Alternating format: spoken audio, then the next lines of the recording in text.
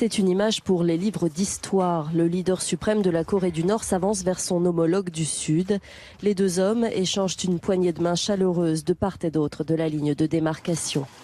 En franchissant cette ligne en béton, Kim Jong-un devient le premier dirigeant nord-coréen à pénétrer au Sud depuis la fin de la guerre de Corée en 1953. Geste imprévu, il invite Moon Jae-in à passer côté nord, ce qu'ils font main dans la main. Une nouvelle poignée de main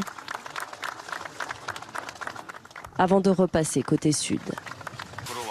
En franchissant la ligne de démarcation, je me suis rendu compte qu'elle n'était pas bloquée par quelque chose de trop grand à traverser et que ce moment historique s'était déroulé très facilement mais avait pris 11 ans. Alors que le leader sud-coréen demandait à son homologue quand il pourrait visiter le Nord, ce dernier lui a répondu pourquoi pas maintenant, l'origine de ce moment historique. Plus sérieusement, il a été annoncé aujourd'hui que Moon Jae-in se rendrait à Pyongyang cette année. Les deux leaders ont poursuivi leur visite en zone démilitarisée. Au cours de cette journée savamment orchestrée, Kim et Moon ont signé un accord comportant plusieurs engagements, parmi lesquels la dénucléarisation de la péninsule. Les précédentes mesures prises par la Corée du Sud ont une signification très importante. Elles marquent le début d'une dénucléarisation complète de la péninsule coréenne à compter d'aujourd'hui.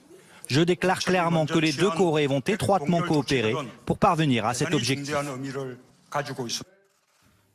Parmi les autres engagements signés, la volonté d'établir un régime de paix permanent et solide, la mise en place d'un désarmement progressif, je cite, à mesure que les tensions militaires s'apaisent, et la poursuite du rapprochement des familles séparées il y a 65 ans.